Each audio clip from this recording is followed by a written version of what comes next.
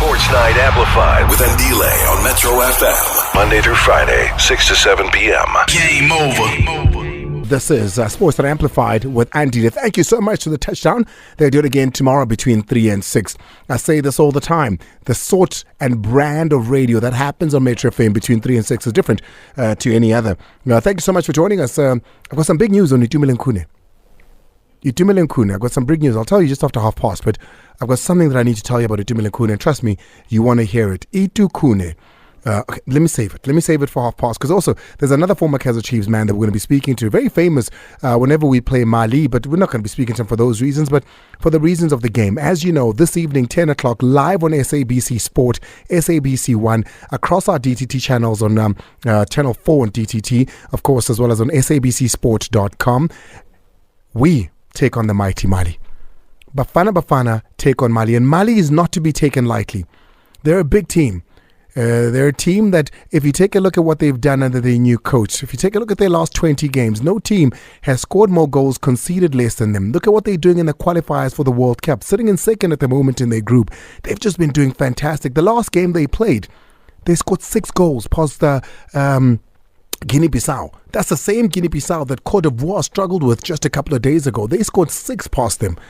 So there's a lot to talk about as far as that is concerned as well. So we'll cross to Yeyele Tsulunyane to speak about that. I've got something on Ncube and Kuna. Did I tell you everything? Oh, Andrea Onana, the Manchester United goalkeeper, gets on a private jet after playing Tottenham and jets off. I mean, he sends the pictures, is in the jet. He's like Cameroon, like a Cameroonian goalkeeping Superman. I am on my way. He arrives at the stadium and he's told, outlale vandag. So, relax. You're not playing. He is furious. There's a man standing right there while all of this is happening. He's got his phone. He takes the pictures. He records this. And he'll be talking to us. Mickey, if you're on social media, you'll know he's quite popular. Mickey is in the Ivory Coast, and he will be talking to us. But also we'll be crossing to Velile Mnyandu. He's with Bafana. He's staying in the small town of Korogo, where they spent 9 hours traveling to from the main city of Abidjan. We'll go to him. And then a big story. And I wanted to do this one. I really wanted to cover it because it's such a human story for me. The National Director or SA Jewish Board of Deputies, so the National Director of the South African Jewish Board of Deputies, Wendy Kahn, is going to be speaking to us because they feel a little aggrieved by Cricket South Africa. A week before the World Cup, Under-19 World Cup, David Teeger has been stripped of his captaincy of the Under-19 team. Why? We'll get into that and so much more. It's exactly 10 after the hour, 6 on the mighty Metro FM. There's a lot that we need to cover, so let's go straight into it. We do have Wendy Kahn on the line now. Wendy, welcome, and thank you so much for joining us. Thank you so much. Thank you. Wendy, like I've said, is the National Director of the South African Jewish Board of Deputies. I've read your statement. You aren't happy at the moment, Wendy. For those that have no idea of what's happened at Cricket South Africa, why are you a little aggrieved? It was incredibly disappointing for us. We were invited to a meeting by Cricket South Africa today. Oh, that line there, not great. So we're going to pause it. Tim, we're going to try to get Wendy back on the line. Sports Night Amplified with Andile on Metro FM. Monday through Friday, 6 to 7 p.m. National Director of the South African Jewish Board of Deputies, Wendy Kahn, now joining us. Breaking story, of course, a couple of days ago when I started seeing it, I was read up a little bit on it.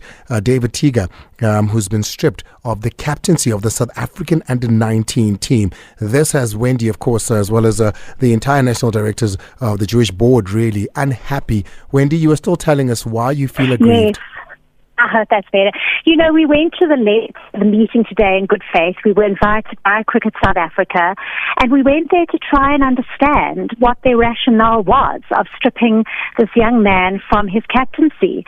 And I must say, we were really, really quite shocked at what we heard. We were expecting to come and that a report be shared with us, which would explain their rationale. They say that it was for security reasons. But when we asked them what the reasons were, they were unable to give us any form of report. There's no kind of credible threat that has been shared with them. And that leaves us wondering, if it's not for security, then why would you strip a young man of his captaincy? the kind of reasons that they gave us for the security vacillated. They kept giving us different reasons and then changing their minds. So in the beginning, they told us, no, they were protecting David. So we said, oh, but then what's the difference if David is the captain or if he's in the team? No. Then they changed and they said, no, they were protecting the team and then the spectators. And then they told us, no, there may be young students that are coming to watch the games, and who knows? And this is what they said. They said one of them might be hit with a rubber bullet and might be killed. I mean, the level of the discussion was we were quite shocked. There was absolutely no security information that was shared with us in today's meeting that we believe warranted the removal. Removing the captaincy from this young man. So then, Wendy, let me perhaps selected because of his talent. Maybe perhaps let me ask you straightforward. Why do you think David was removed from captaincy? First of all, we do speculate. We do know that the Minister of Sports did meet with Cricket South Africa the night before they approached him to voluntarily relinquish his position. So one does wonder if there was political interference. We do note that as soon as this was announced, the ANC came out with a glowing statement congratulating Cricket South Africa. So we are concerned about political interference, which should never come into a sporting realm. And then the others, we've made it quite clear. We do believe that there was anti-Semitic motive in this, because we cannot understand why a young Jewish sportsman be stripped of his position in this way for no rhyme or reason. And there is no rhyme or reason. They could not give us information that warranted security concerns. Have you had an opportunity to speak to David? We have been speaking to David's family, and as you can imagine, he is they're deeply disappointed by this. He is an incredibly professional young sportsman, and he is continuing to be part of the team. But he is disappointed, and rightfully so. He should be reinstated as the captain. Who were you meeting with at Cricket South Africa? What was the level of that meeting as far as the hierarchy on the other side? We met with their full board, from their CEO to their chairperson to their president to their entire executive was there today. And I can't say that any of them were able to really disavow us of this awful feeling that there was racism, and there should never ever be any form of racism in sport, whether it's any kind of racism, including anti-Semitism. I ask you this merely just to paint a picture, just to get the full story, Wendy, and I ask you this perhaps also just for the benefits of those listening here on the Mighty Metro FM. Was there any point where David perhaps gave a speech and said something? Was there anywhere where perhaps he wore a certain flag? Was there anywhere where he might have brought the politics into the game before they did? Absolutely. So last year at a Jewish event, he spoke about he did support Israel, and there was a complaint made to Cricket South Africa. They appointed an independent adjudicator to investigate whether he had contravened the regulations of Cricket South Africa, and whether he in any way brought the organisation into disrepute. The adjudicator came out with an extensive report, and in the report he exonerated him of all of those issues. So he was found completely to not have contravened anything, and Cricket South Africa agreed that he could continue playing with them, and also they appointed him as the captain. Was this after he had made the comments that he had made? Is this after the investigation was sent on, he was made captain? So the comments were made, the investigation took place, the investigation found that he had not contravened any of the regulations and that he could continue to play. Then he was made the captain, and then suddenly he was stripped of his captaincy. So as the National Director of South African Jewish Board of Direct Deputies, you and your entire board, what is your expectations from Cricket South Africa moving forward? Well, we had gone there today hoping that they would reinstate him, and they haven't. And they have their positions are clearly quite hardened, and we certainly will be taking this further. What does that mean? We are investigating various options, and we obviously will share them with you in the coming days. Are we going to end up seeing this in court? Is this going to play out in court? Are you willing to take it that far? Well, there are lots of different options. Legal, obviously, is one of them. International forums is another. We would like to think that the ICC would not countenance any form of discrimination from any of their bodies that are involved in the upcoming tournament. Wendy Kahn, National Director of the South African Jewish Board of Deputies. Thank you so much for talking to us. Thank you so much. It's 19 after the hour 6. Let's go to Cote d'Ivoire. Hey, I've termed this the AFCON of hope. Because it doesn't matter which country you're from, what is your status in football, what have you done before, there's hope that anybody can actually win this. If anything, there's hope that anybody and everybody can put up a good account of themselves. Look at the results when Nigeria played, the so-called big guns. Look at what happened with Algeria, Ghana, even Cote d'Ivoire as the hosts. Algeria, Egypt even. I mean, that late penalty, another late penalty now in the game that we just saw with Burkina Faso, a very strong team on the continent, with Mauritania. 1-0, 90th minute penalty is how they won that game. This is the Africa Cup of Nation of Hope. Sports Night Amplified with Andile on Metro FM. Mazola, just for listeners' sake, where Bafana Bafana are based, Koroko, the kind of place that Bafana Bafana are at and where they are, 9 hours on a bus, and I'm not talking about like a luxury bus here, you know, the likes of what we had here in South Africa. Far from it. This is like, you know, one of those village buses, people with live chickens. Lipudi, Kamwari, those kind of buses, no aircon.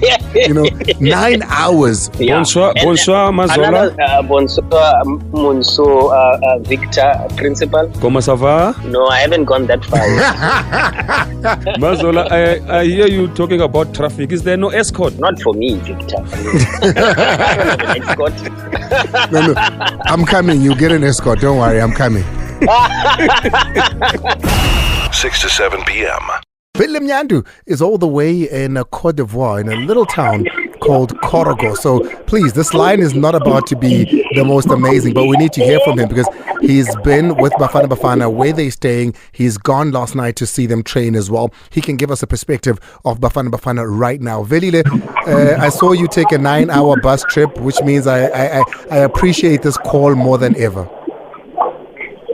Thank you. That was one of the longest bus trips I've had in a long time. But I'm trying to go to get past and just say, so jonge koloni. I don't do it, Charlie. I'm the bus station.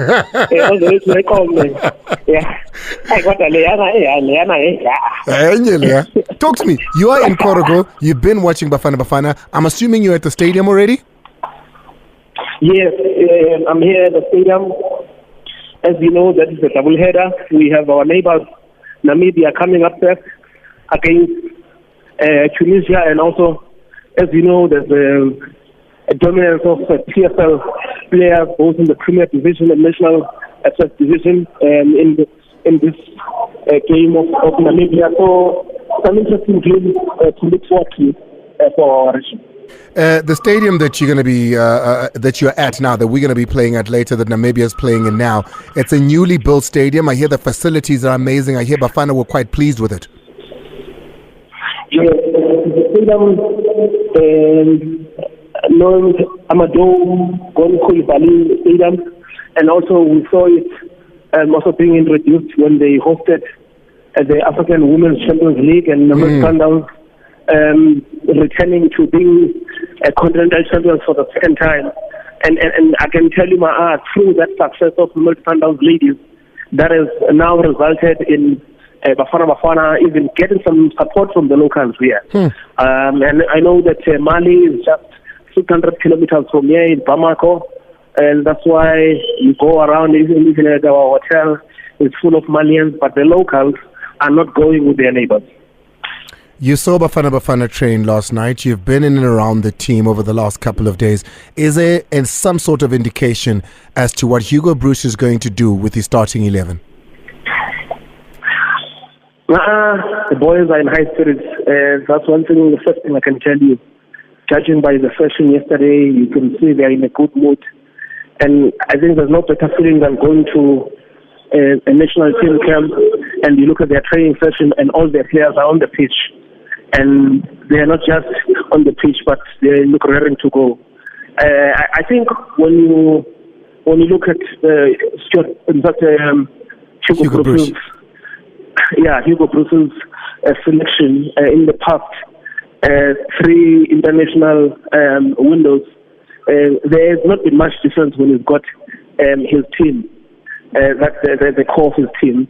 So the back four, especially with the return of Mvala, the back four picks itself. It should be the team that played against Cote d'Ivoire of Modao and also Modiba on the other side, and you have Mvala and Kulu. That should be the back four, and also you will possibly have Stole, Ujobe, and also with Utemza as well, and Shishi is also back. So I think it's just going to be in those supporting roles there up front, where maybe there could be one or a few changes.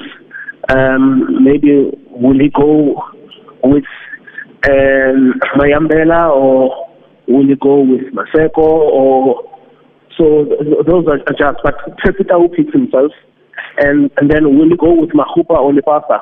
Those are just the decisions, and I think they'll be looking at. What about this team? What do we know about this Malian team? The one thing I can tell you is that they score goals, and they score a lot of them. Defensively, they sound. What do we know about them? We've got a man that Percy Tau played with at Tottenham as well, who's now at Tottenham, who he played with when he was still at Brighton, who's just been fantastic for them. A very good team. Very good team, one of the most consistent teams on the continent. They might not have that finishing that you require sometimes to get them to the World Cup or even to be on the podium, even here at continental level. But it's a team overall that has always been surrounded with good players. The like of Bissouma is at Lamar as well. PT about Kamara, Mohamed Kamara, and his injuries. And also, I think they're also lacking up front. I think they're missing about 3 good strikers due to injuries.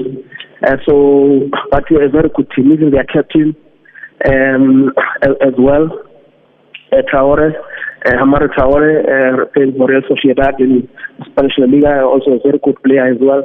So overall, it's a good team. But I also liked how their coach yesterday spoke about our team, Eric Chelle, who was also born here in Ivory Coast, but also played for the Eagles of Mali.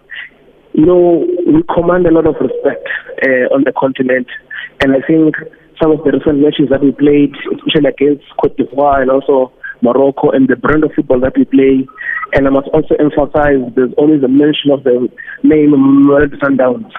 Each and every time most people are talking here, be it coaches or be it experts, because also we have to trace it, almost half of our team is Red Sundowns.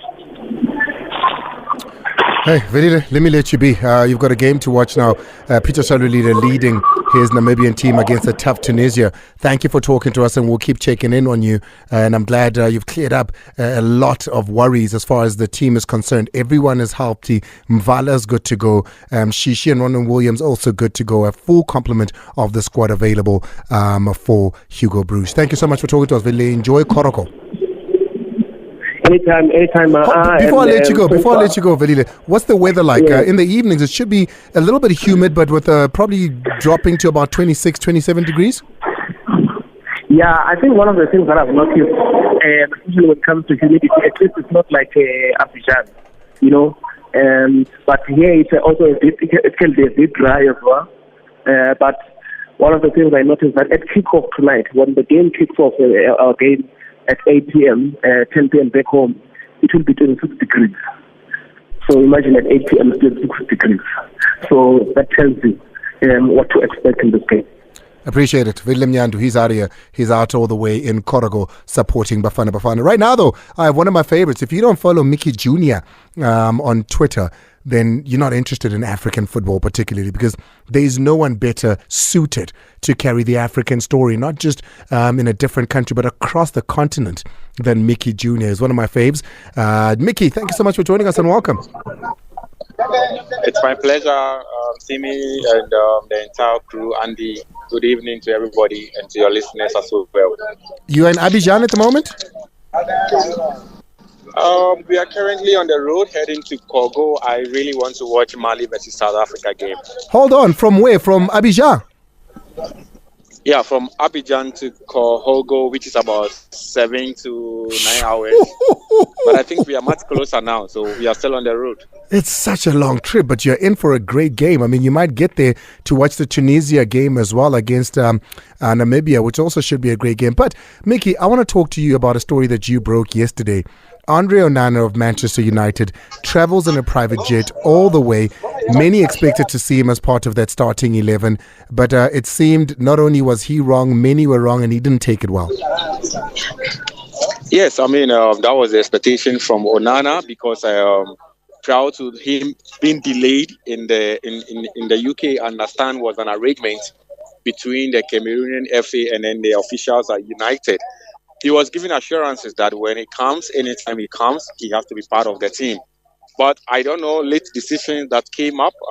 We are told that the coach didn't allow that and his technical team, because they believe that equally they have very good players who can, stand up when he's not around, and especially the goalkeeping department. And that is why, we also understand that he wasn't so happy when he touched down, because, hey, he came all the way in the private jet, and they deny him the access to be part of the team, even the bench, if he's not going to start. But I mean, that is it. And yesterday, But Mickey, is it a little bit arrogant of Onana to expect to start when he arrives at the time that he arrived, with just mere hours to the game kicking off? And the fact that he kept mention of the private jet was also quite, I found it to be a little bit, maybe arrogant even.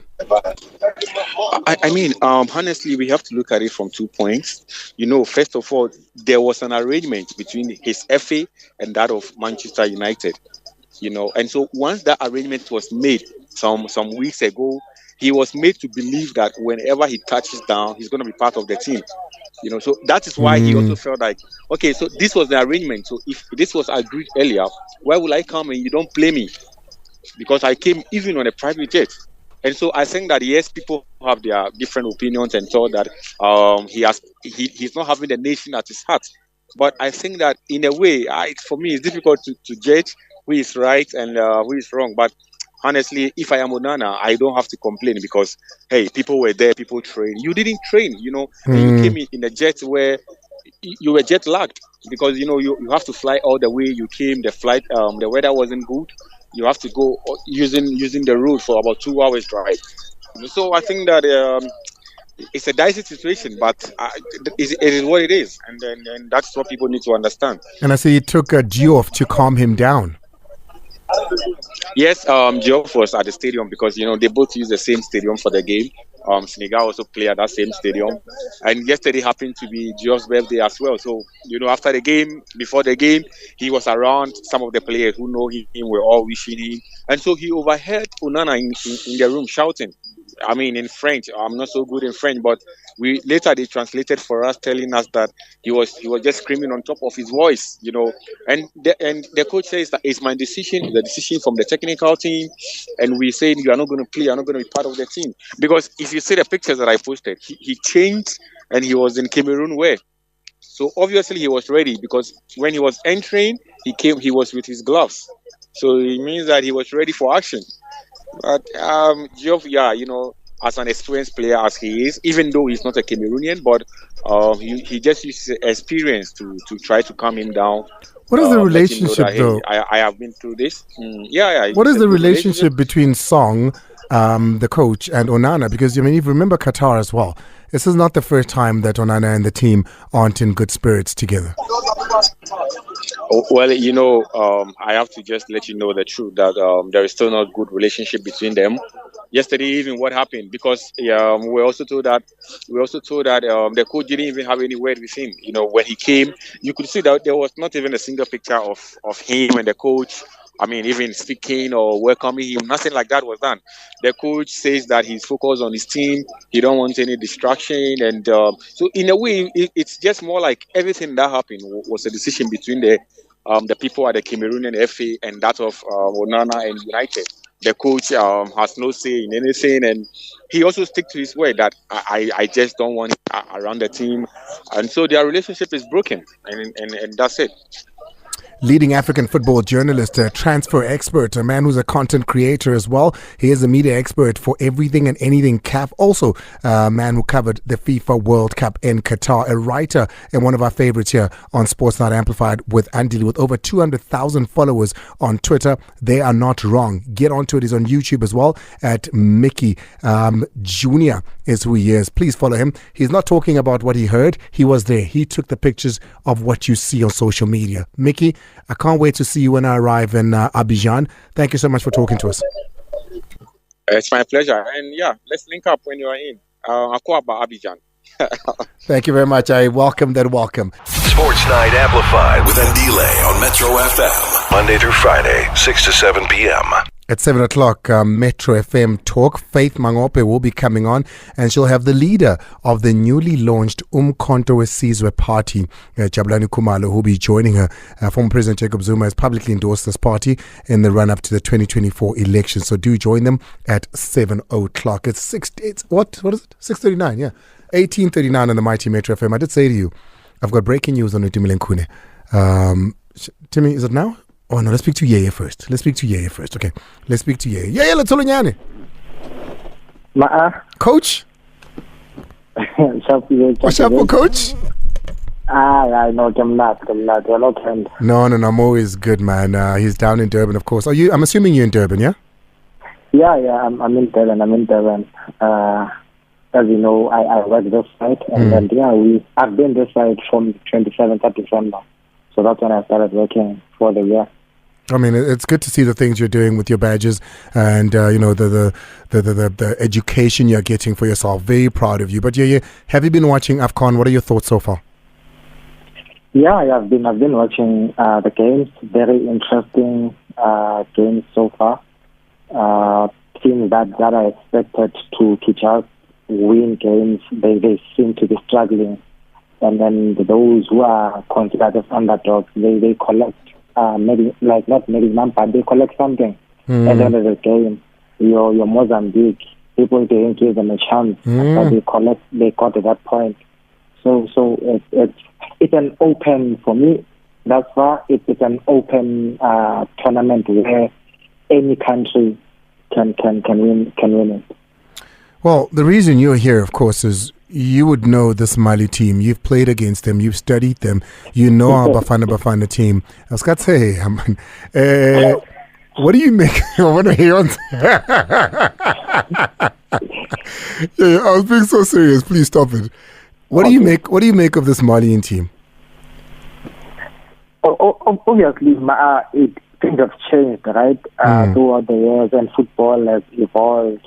But one thing that does not really change when it comes to countries like Mali, they always have players that are playing for Europe, which automatically makes them tactically more aware. They football knowledge, obviously, it's more European than obviously what we are used to. Structural-wise, they're more disciplined in terms of playing in a structured way. No, I mean, there's one thing that doesn't change, and it's their style of play, and it's how they like to play with their big boys in the front and in the middle as well. How is the best way to play this team? Because I can imagine that they're sitting there in Korogo, they're looking at this. Hugo Bruce will know this team. He knows the continent pretty well. What is our best attack? What is our best chance against this team? Our best chance now is to use our own strength, which is the movement of the ball must be quicker. Players must always move look for possibilities in terms of moving to positions where it will help the Malian players. Because they are heavy, whether you like it or not. They don't like players that move a lot. So if we move a lot, we'll get fouls, we'll get penalties here and there in positions where it gives us an opportunity to win games. But if we are playing just in front of them, they'll keep moving and shifting and knowing that they'll try and get us on a counter. But with a lot of movement behind the defense, then that will definitely help them. Yeah. What is your preferred starting 11 for Bafana Bafana in this match? Sure. I can say the attacking players I'll definitely play PSC up front as a sort of false nine, because like I said, we need someone who is mobile, who is willing to run behind the defense and then receive the ball behind. We need someone like Mshishi, who is technically and tactically aware, who has a vision of finding those passes. 1v1 is a bit strong. We need wingers that will definitely move up and down when we have the ball, give us numbers to go forward. We need a solid midfielder that will always guard for those breakups when we lose the ball. When we lose possession, he'll always be there as our security to avoid those break attacks. So who do you have as your 9 today? Mahopa versus Lepasa? I can go for Lepasa because of his mobility and not other things. Yeah, because of his mobility, movement around the box area. Because I was just speaking football, but so whenever we play Mali, that photo resurfaces every day. What do you do? Do you laugh as well? I laugh when I see that picture because for me it says he wouldn't have done that if NASA make someone to kill on the day.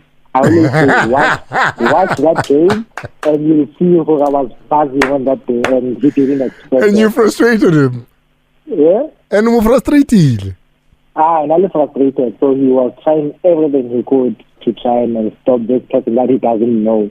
Obviously, Keita, top player. I think then he was playing for Barcelona, if I'm not mistaken, or somewhere in Spain. He was at Barcelona, yeah. Yeah, so he didn't expect he will be running around the field. So it was frustration. I appreciate you. I appreciate your expertise. Thank you so much. No, thank you, Ma. He's out in Durban, of course, working with Amazulu now, is Yeyela Tulunyane. Hey, I did say we're going to speak about the E2 News, right? Taking your calls right now on 086-000-2160, WhatsApp on 060-552-7303. Itumele Nkune. Get ready to dive into a sea of music and make a splash this summer with Metro FM. Before I let go.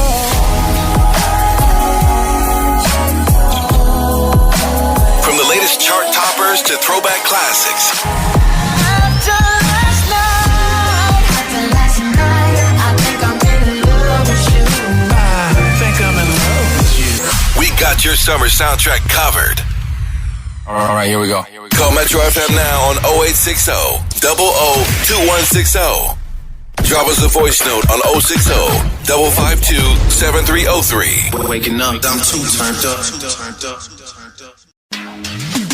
Visit betway.co.za and never miss out on the non-stop action. Get way more with Betway.